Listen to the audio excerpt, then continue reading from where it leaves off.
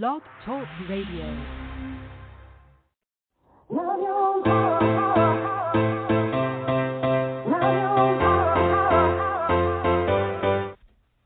Chatting with Nat is a podcast for independent women seeking to speak their truth and to break down barriers. We host honest conversations that help to guide and empower women. Speak your truth and set yourself free. Let your voice be heard. Hi,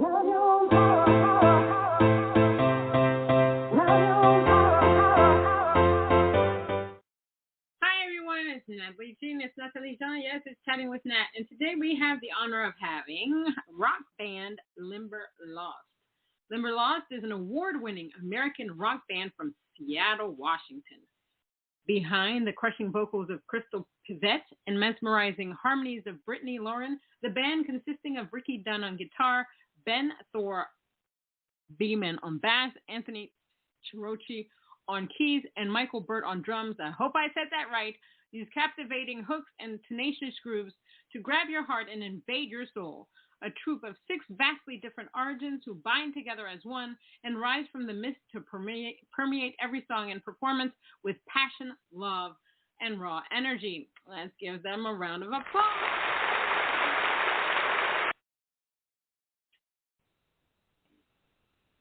Hi. Hey there. Hello. So hi. Good. How are you? Doing great. Thank you for having us today. Yeah. I'm excited to have you. It's been a crazy, I would say, 6 years. Hell, not just the pandemic. Just been a bunch of crazy. Yeah. I mean, I was telling somebody else, I woke up, I was just laying in bed, and I'm thinking, is it really 2021? Are we like in the 1940s, 30s? Because you never think that something like this would happen now in 2021. It's just so surreal. So how have you guys been during the pandemic? How have you guys been? Wow. Yeah. So, I mean, it took everybody off guard, right? Nobody really knew how to handle it when everything started changing so quickly and so rapidly. So our kind of idea was to just never quit doing what we were doing. Right. To just do what we could do, and we would make every plan that we possibly could, and we would plan for the best and then have contingencies for the worst. So, some of our plans got interrupted and time got shifted, and, our recording project for our album got pushed out, by about a year, our album launch, things like that. But in the end, we just kept trucking, man. I mean, this is something that we want to do and we want to pursue, and something that we love. So we've just found different ways to plug our energy into the brands and into what we can do, so that this year we did have some time over the summer where things have opened up a little bit, and we've been able to go play some shows, and we were kind of on the front edge of that wave of getting things going, just because we were chomping at the bit, ready to go, and never willing to be knocked down by it. I love that. Now, did you guys do any live streaming at all? Or did you try? Very small amount. Very little. I think we did. We had the 4th of July show last year. That we played last year. Yeah, and that was live stream. That was put on a radio. That was a lot of fun.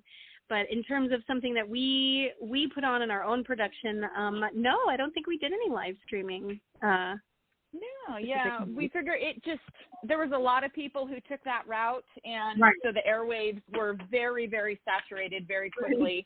And that was something that was, I think, worked well for like smaller, individual artists, rather than it's a bit unwieldy to have 6 of us making so much noise and to deal with that. So it just wasn't something that we felt like where our energy was going to be really well utilized as it could be, so we spent time writing music. We spent time recording and working on some production stuff that we could.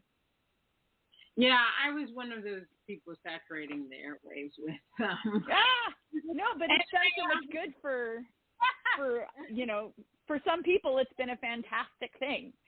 So we've done a lot of interviews, though. I will say that, there's a lot of people who decided to start podcasting or doing YouTube things. And so we've done dozens of interviews, it feels like, and that's been really a lot of fun.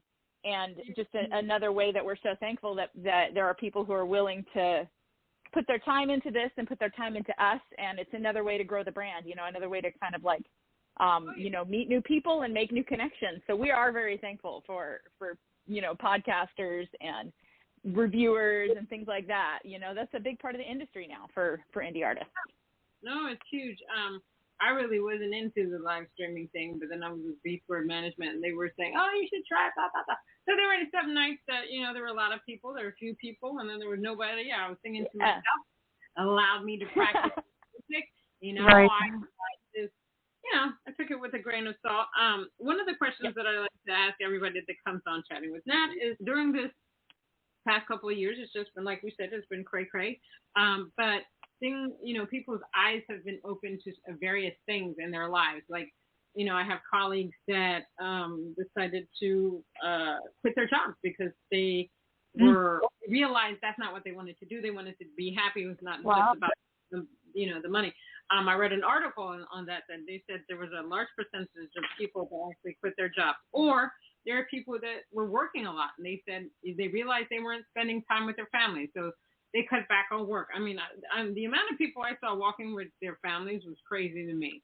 You know, oh my God, the animals were like, okay, we can breathe. No more pollution was extremely down because we were not outside. Mother Nature was having a ball.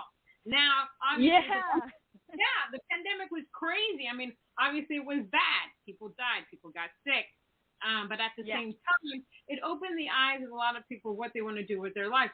I know some artists that decided to totally rebrand their whole thing, took their music down and created a new version of themselves, which is fantastic. So during this time, you know, there was a lot of self-reflection. Did you guys take time to self-reflect, to decide you want to change anything, or have you decided, you know, to keep your brand the way that it is? Oh, I think there's no way around like having to reformulate, right? And to remake yourself in the day and age, because the industry that we're in just changes so rapidly anyways that you're constantly trying to figure out, okay, what's the next step, right? And so in the pandemic, again, things changed, and you know, a lot of our local venues, we lost them, unfortunately. They just had to close down, and that's, you know, that was kind of one of the things that was a big part of what we were doing, was playing the smaller local shows to connect with people. And we've had to kind of like, you know, think a little bit bigger and broader, you know, as far as touring. And you know, we made some good connections this year. We were able to go out and play at Sturgis for a whole week, which was fantastic, at the Knuckle Saloon. Hey, Scotty. That was really cool. And, you know, so now we're looking at this next year, you know, being very, very strategic about what we do, not saying yes to every opportunity, but making sure that the ones that we do say yes to are the kind of things that we feel are going to take us to the next level, that kind of thing. You know, so really, like, it's been a lot of networking that's happened, I know, on the back end of things. You know, for the last year and a half, a lot of networking. Our guy Mike, who is our drummer, and he's also kind of our manager who does all of the scheduling and all of the emails and stuff like that. I'm sure he connected with you in this process somehow, but he's constantly playing this game of, like, you know, who can we connect with? Who can we plug in with? You know, who matches up with what we're doing brand-wise and as far as, like, goals and, you know, the level of professionalism that we're aiming for? Who are the other people that we can kind of link up with and, you know, work together and, you know, be synergistic with? And so I would say, like, a lot of strategy has definitely changed and shifted, you know? Yeah. But that's and I will add to that too, because, you know, prior to the pandemic, we had been writing and working on this song, and we had the opportunity to work with this really wonderful producer, Timothy Eaton, on this song called Good Fight, which is now the name of our album, right? It wasn't. Yeah. The whole thing was going down. And that was probably the one that potentially took the biggest shift. You're right. The pandemic, we went into this song a totally different idea. Krystle wrote it for a totally different reason, and you know, just as everything was unfolding and as things in the world were happening, you know, we were listening to the lyrics, going, "This is just so much bigger than we ever than we ever intended for it to be. Like, these lyrics speak to what's happening now, and we didn't even write them about this. Like, it seemed so universal, like we had this prophecy, this prophetic thing, and so we decided to you know what, we need to get this out there. And that was one of the big kickers for, well, how do we continue to produce and put out during the pandemic in a way that is unique, that isn't what everyone else is doing, that isn't following, but how can we take our own initiative, and, you know, who isn't saying the things that aren't being said, you know, like, that's what we want to do. So, you know, we really took to looking at the footage that's being captured, and I'm sure you can hear my son here in the background playing with his gun. So we really took to the footage. That was, you know, being portrayed, and we were looking at what was happening on the news, everyone's feelings and everyone's different stances that they were coming from, and we just kind of conglomerated this into a video. And so Good Fight, I would say, became our anthem for the world and what was going on, and it certainly wasn't our intention for it to be that way, which ended up being probably the beauty of it. Yeah, absolutely. Yeah. Awesome. So what was it about the music industry that made you say, oh my gosh, I have to be a part of this? Is this something that you saw, you heard? What was it that gave you both of you, that aha moment? Who wants to go first? I'll be long story. Okay, go for it. Yeah, I mean, like, in terms for me, it's interesting because I hear that, and I kind of know you're speaking to Good Fight, you're speaking to this music, but I also hear that, you know, Limberlost was a band. Krystle was in this band for 4 years prior to my joining. And so for me, I remember the first time I heard a Limberlost song, I believe it was Long Shadows. And I was just immediately taken with Krystle's voice and the power of her voice that commands it. And I was immediately taken with the very, like, femme rock energy that just is missing. And it was so there. It was so present. I went, oh, my God, I have got to be a part of this. I love this. So that was definitely there for me. You came from a different background. I came from come into it looking for a band. You weren't like, oh, I need to join a rock band. No, like at all. No, not at all. In fact, excuse me.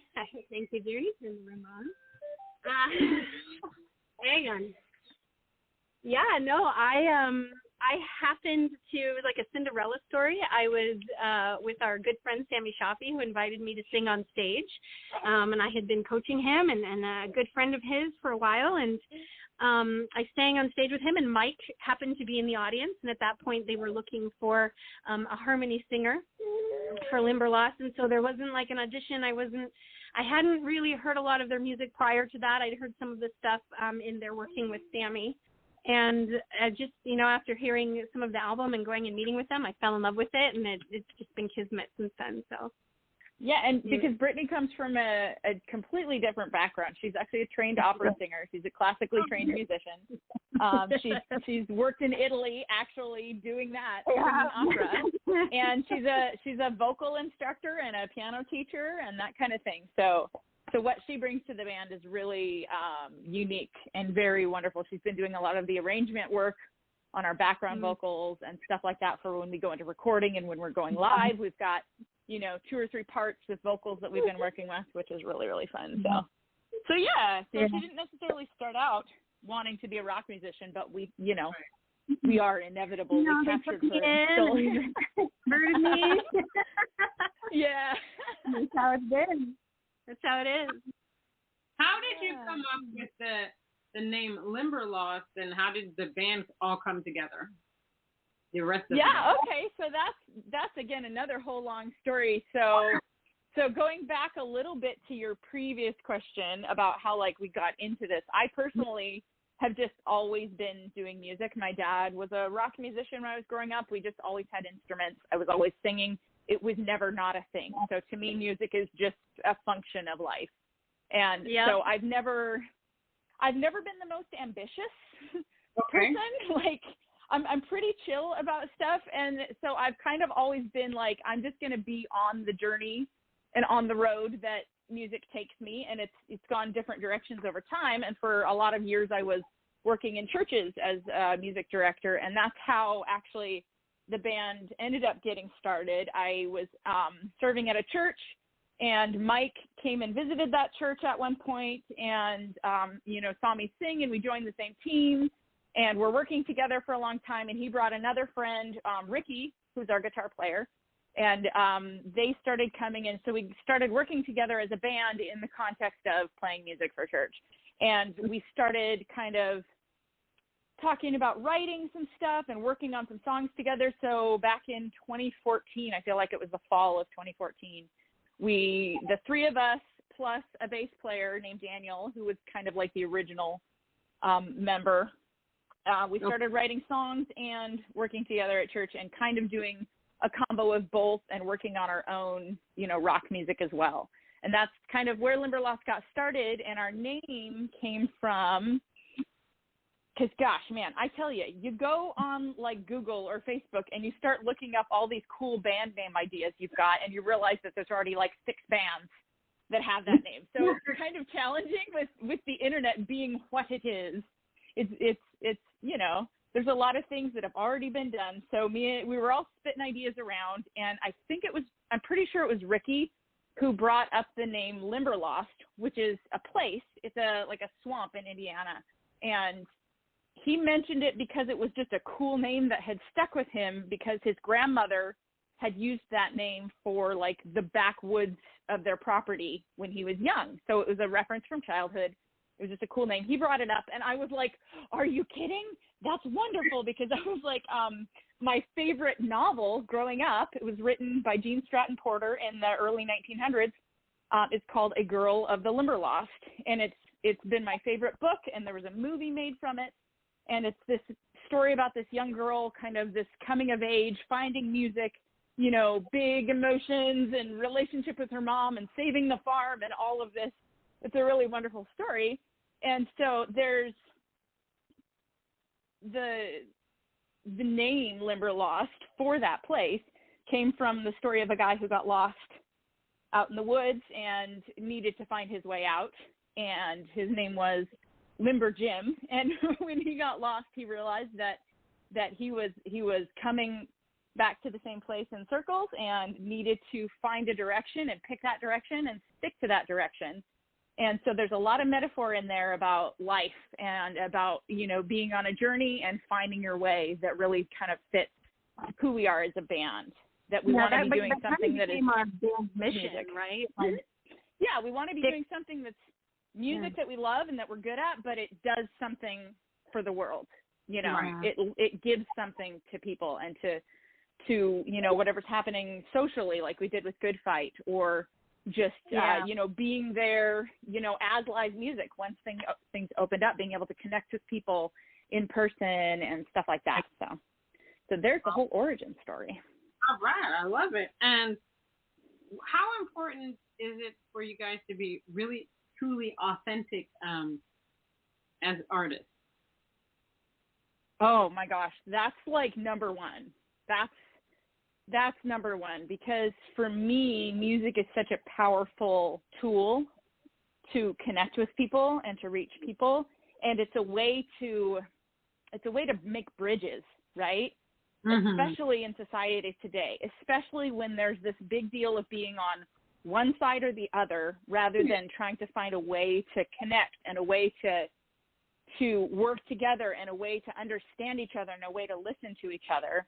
So music is one of those universal things that you can use as a tool in that kind of communication, right? Like every society throughout history, throughout the ages, has had music as a language. And so being able to use that to connect with people, and for me personally, being able to take the stuff that I'm going through in life, because I'm your typical melancholy artist who, has a lot of emotions and a lot of processing to go through, and I do that through lyrics. To be able to take something that's been utter garbage in my life or utter hardship in my life and to turn that into something that can then help someone else, or be something that provides joy or something good in someone's life, music that they enjoy, an experience that they can enjoy when they come to our show, and I'm able to connect with them from on stage and, just give them that feeling of you are important and you are significant in this moment. To me, I don't think you could do any of that without being willing to be, authentically yourself, good, bad, ugly, messy self. I think you have to be willing to be human in front of people so that they will see you as more than just the archetype, more than just the person who's up on stage or the person they see on the internet, that they really are communicated the fact that, I'm human. This is the stuff I've gone through. I feel you. I understand you, and I'm there too. And, I validate you, those kind of things. I think you have to be authentically who you are to even play with that at all. Amen. Amen. And what's interesting is that on, a lot of these platforms, specifically TikTok, I did a webinar conference on it. We were saying the most popular videos are the ones by authentic people. People are craving for everything we've been through in the past 6 weeks with fake news, this, that, and people just want the real.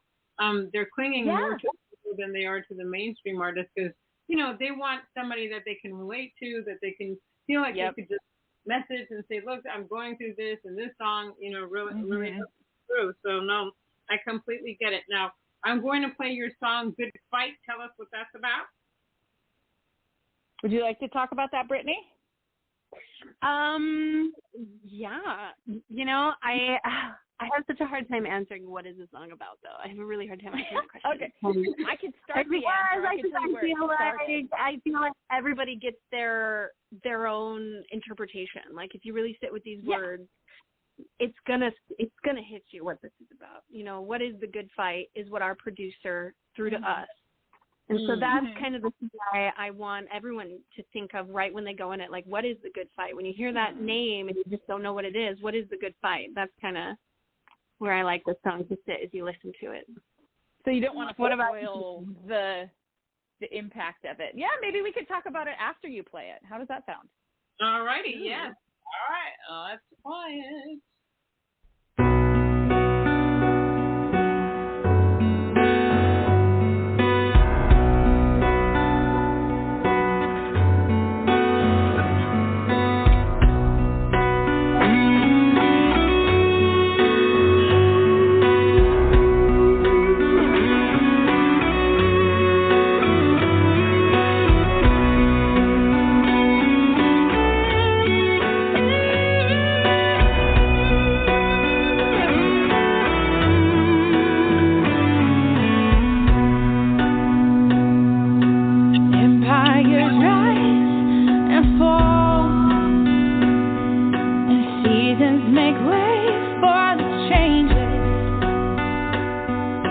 Some things don't stay the same at all. We're no longer at the start, but still know when is the ending. And before we drift apart,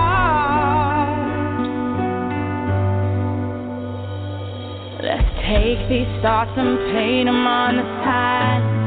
Been hanging around today, this tangle of misunderstanding. We've been dragging around again, 'cause I won't let you go. No, we're not going down, we're not going under. It's a good fight we're fighting, it's a good fight. Yeah, we're not going down, we're not going under. It's a good fight worth fighting, and we are worth fighting for.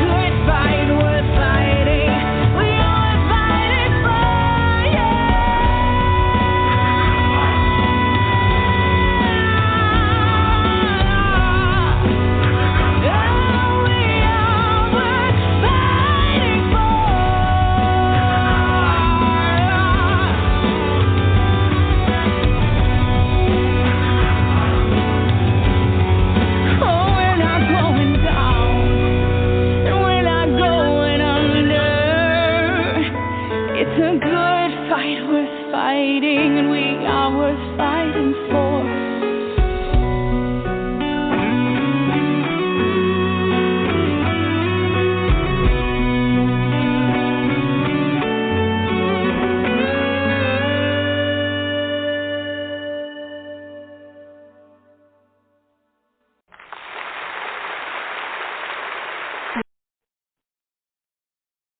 That was fantastic. Loved it. Thank you so much. Awesome. Now you can give me the explanation. Sure, yeah, we could talk about it. So it did start off as one thing and became another, very much so. Initially, it was kind of birthed out of my relationship with my husband, who we've been together for a lot of years now, and we just had this thing where we suddenly realized that we had completely misunderstood each other's intent on this one issue for like years, and we were just both kind of like blown away. Like, how could we have been getting this one weird thing wrong for so many years? And it's been this, not a point of contention, but it's been something we've dealt with, kind of off and on and over and over. And it was this idea that, we've been together this long, and it would really be a shame for us to not be willing to see each other's perspective. Right. And not be willing to work together. And so, it's not that we're fighting with each other, it's we're fighting for each other in that case, right? And so the lyric in the song, we're worth fighting for. And so initially it was a song about, a one-to-one relationship, which, that could be taken as, a husband and wife or partners or, family members or friends.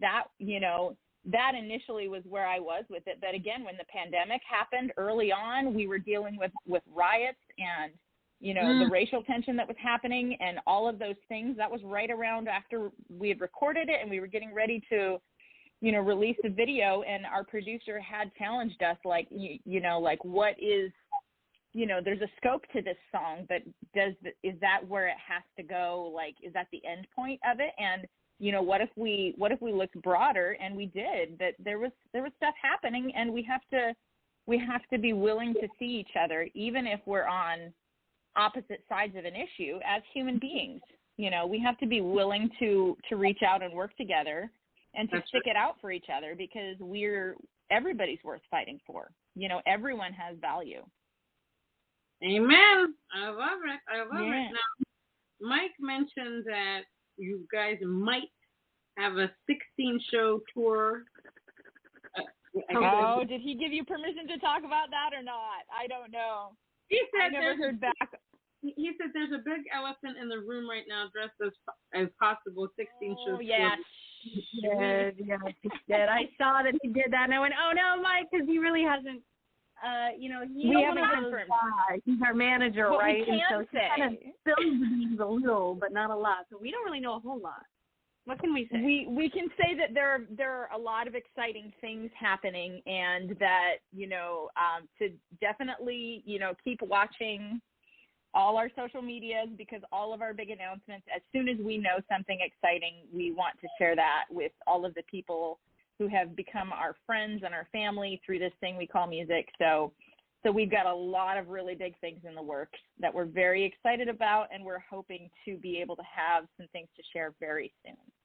Awesome. Yeah. Do either of you play instruments? Yeah. Yeah, you play them all, Brittany, right? You play everything. Well, once upon a time, I would say I picked up a fair number and could toy around with them, could play them at certain professional levels. But right now, I very, very much play piano. Krystle, I think you're rocking on that guitar. I'm a guitar player. Yeah, I started out on piano when I was younger, but my heart was stolen by Bonnie Raitt at a young age, and she really turned me into the girl who, wanted to grow up and be a rock star. I did have that moment in time where I'm like, I do want to do that. That would be really cool. So I'm primarily a guitar player. That's awesome. I've had a smart keyboard in a box for the past 4 or 5 years that is calling my name. But oh, you should answer. I'm going to do it. I promise. So how do you balance your life and your rock life? Because do both of you have children? Mhm. Oh, that's a whole kettle of fish, isn't it, Brittany? Yes, it is. As I'm sitting here pausing here and dealing with my son, who I'm sure you can hear playing with all his toys. Yes, I love it. That's places. Right, though. That's what you're doing. That's part of it. We're in different spaces with it. So I will tell you this about Brittany, that she had her baby a year ago, so mid-pandemic, and while she was in a rock band, and this girl did not even stop. We were filming the music video for Good Fight when Journey was what, 5-6 weeks old? We were a week out of the NICU when we filmed. Yeah, so he was a preemie. Okay. And she was a week out of the hospital with him and came and shot a music video. How badass rock star is that? It was a good time. It was definitely fun. We were looking for Good Fight clips while I was sitting in the hospital. Yep. So it was a time. I wasn't doing this at this level when my kids were little. I was involved in music, but I wasn't doing the Limberlost thing. Right. And so for me, my kids are older now. I've got a 14-year-old and a 12-year-old. So they are, a little bit more independent in right. the things that they can do. Like, we don't require a babysitter as often. They can kind of take care of themselves a lot more than Brittany's baby can at this stage. Right. So, but once I did start doing music, it was very much because my family is supportive of me and what I do. My husband had a job where he was able to work around, my schedule for shows, and also the way our family is structured, we've been homeschooling for a long time. So me being gone for, several days or a weekend or something at a time, or a week or two for tour, isn't stealing away from family time in the same way, because we are together a lot more than, in a situation where both parents are working and the kids are at school. So right. I feel like our family is just structured in a way that allows for more flexibility, and I'm able to kind of take off and have my adventures and do my thing, and my family is there to cheer me on and be supportive and take care of business at home and let me kind of unplug and go live that life for that time without any type of, feeling like I'm abandoning them or anything. They're right. very supportive, and they want to see me, live to the fullest extent and be able to participate at the level that we are right now. And I'm very, very thankful for them, because it would not be possible if it wasn't for their love and support. And yeah, that's been pretty incredible for me. And Brittany is just one of the most determined girls ever. And she's just decided that she's just, not going to stop, She's going to take baby along with her. Yeah, no, it literally is really just determination. It comes down to this just steadfast will that when people look at me and say, no, you can't do this, I'm no, back to them. No, I can do this. I just don't take no for an answer is what it comes down to. So, here I've been tasked with being essentially a single mom. I do have wonderful support from the people in my life. But, being a business owner and being in a rock band, and it is hard, and it takes sitting down with a pen and paper, okay, what does tomorrow look like? What does next week look like? What does a month from now look like? It is not an easy thing, but at the end of the day, I think human beings are pretty incredible, and, have this will to do what we want in the world. And so I have this wonderful child. I love him, and he is one of the things I want to put forth in the world, and so is Limberlost. Yeah. It comes down to you either do it or you don't do it. There's always reasons to not do a thing. There's a million reasons. There's a million excuses and a million things that you're afraid of, and a million pieces of interference and resistance in your life. And you either do it or you don't do it. There is no try. That's right. What is the one thing or a couple of things that you wish you had known before you got into the music business?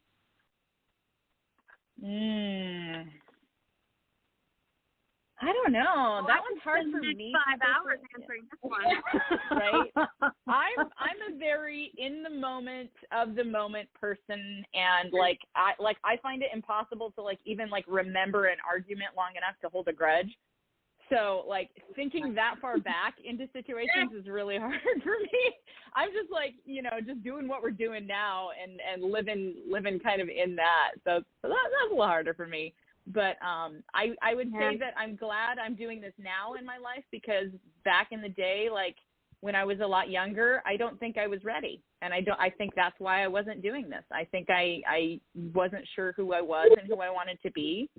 So I think you have to go into something like this being willing to, A, be authentic, like we talked about, B, make mistakes, C, stand up for yourself, and that means knowing who you are and knowing that you want, and having convictions and being willing to fight for those and stand for those. So that's the best answer I can give for that. That's a beautiful answer. That's a very good answer. What would be what would be the show that you'd want to create, the best show that you wanted to create if you could create a tour? What venue would it be? Who would you have as your opening act? What do you think? There's all kinds of bands out there that we would love to like link up with and work with. I would say something like it would be like festival level. Like I wouldn't want it to just be about us. I would want it to be, you know, like a big event, lots of bands, lots of people coming together so that we can work with people. Yeah.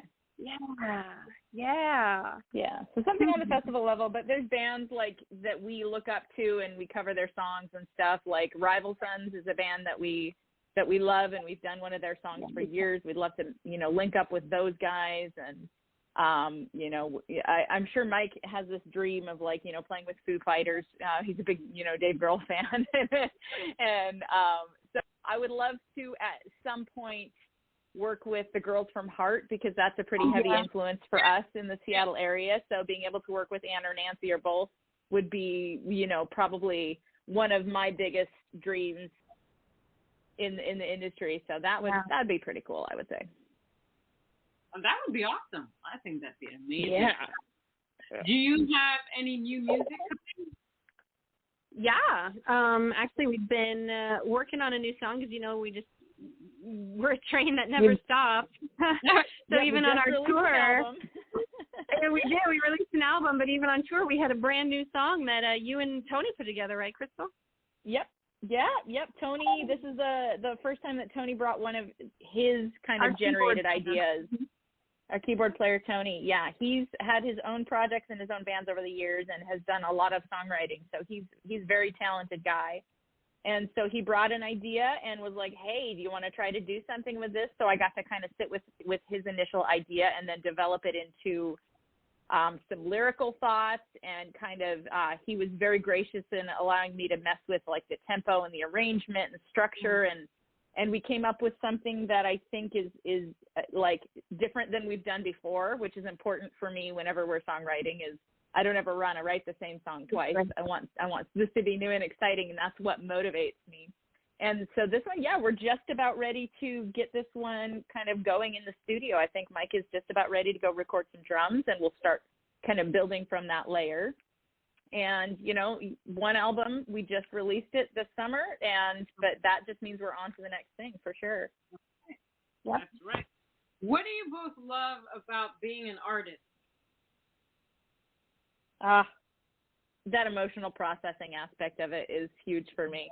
I think it's just part of like my mental health process at this point, that even if nobody was hearing my songs, I would be writing them, because that's how I know I'm healthy. If I can take an emotion and live with it long enough to see to see it from a bunch of different, and then to process it into words and into chords and into sound and into emotion, then I know that I'm doing okay, even though I'm going through a lot of crap, you know. So it's a good indicator for me, just of that I'm going to be okay, even through hard stuff. Yeah, Yeah, I have a similar note on the other side to that too. Just music and performing and being on the stage and the energy that's required, using your air in that manner, it's just so intense. You know, even in our rehearsals, there's an intensity to it, and the singing releases endorphins. I would say there's an element of therapy, of true therapy. Yes, absolutely. Inside of music and inside of being an artist. And that's my favorite part, Yeah. Is there a quote or a message that you like to use, you know, every day, every year, every month, that motivates you and pushes you? Ooh. See, that's another one where my memory doesn't always serve questions like that. You know, because it always changes. Like, so there's always something that is kind of going around. But right now, for me, it's that idea of emotions are scary, but you have to be willing to feel them. I went through a couple of years of really kind of a low point where I was dealing with a lot of depression and a lot of anxiety, and it's because I was unwilling to feel things. So right now, for me, every day is understanding that emotions are human and that I do have a choice in what I do with my reactions to those emotions and how they affect the people around me, but being willing to feel the grief, being willing to feel the anxiety and look at it long enough to see where it's coming from, to be able to do something with it. Yeah. That's very good. That's very good. And what is your writing process like? How do you guys decide to create a song? I love our process. I love it. You know why? Because there isn't one. There isn't one. Exactly. It's like there's the not black one. box. There's like 17. There's no design. It's just however you want to go about it, you go about it. Like I brought in the Garden, it was like this piano song with singing, and it's like completely different now, right? Like I did not write the piano part that Tony plays. I did not write the drums. I brought in this like song and this idea, but how we stuck to it is incredible. Mike will bring in a song, every part's written. Krystle brought in a song, every part written. It's just every different. part like idea. Like I'll put out ideas, and then the band will like take like what the essentials I brought and generate them into something else. Or we've started with songs where it was just like, it was like a little jam thing. Like one of my favorite songs that we do is Long Shadows. And that one was, that was something that Ricky and Ben and Mike would jam on at rehearsal for like 2 years before I finally sat down and put some lyrics to it. So for me, for songwriting, there's two sides. There's the art and there's the craft. Right. So inspiration is in the art lane, right? So we have this thing where it just happens and it comes and we try and grab it when it's right.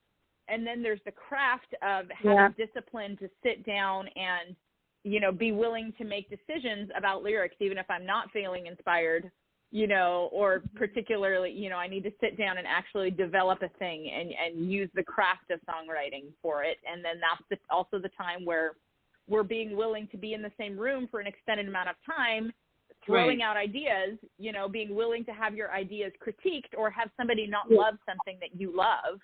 There's that part of the process that is the craft, you know, that's like the skill of doing it. And so I'd say our inspiration comes from wherever it comes from, and we just try and grab it. Yeah. And we really allow everyone in the band to bring in anything, any material, any idea. And I think that's kind of the really cool thing about us grasping at it too, is anybody can, and anybody can grasp it with whatever their muse is, you know? Mm-hmm. So. I love it. Well, Krystle, Brittany, thank you so much for being on Chatting with Nat. I've learned a lot about you guys.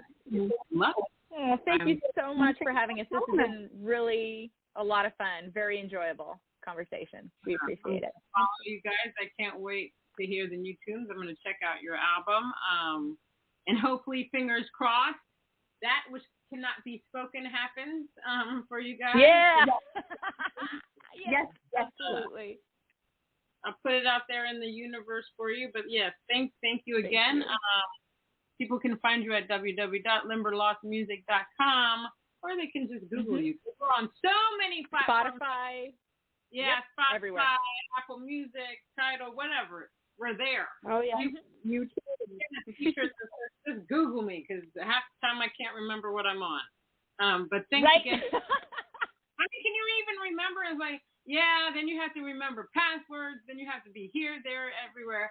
It's just crazy. People just don't know the amount of work it takes to be in this music industry. It's a lot of work, But we're doing our thing. And we'll continue to do our thing. I think you guys are all inspiring, and that a lot of young ladies will look up to you and everything that you guys are doing. So. Oh, thank you so much. We appreciate what you do as well. Again, thank you for having us and for putting your time and energy into us as well. Thank you so much. So everybody, that's just Chatting with Nat with rock band Limberlost, and that was Krystle and Brittany. Go find them, www.limberlostmusic.com. They are awesome. Until next time on Chatting with Nat.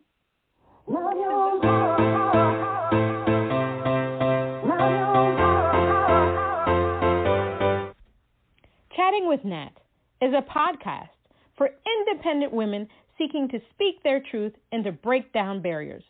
We host honest conversations that help to guide and empower women. Speak your truth and set yourself free. Let your voice be heard.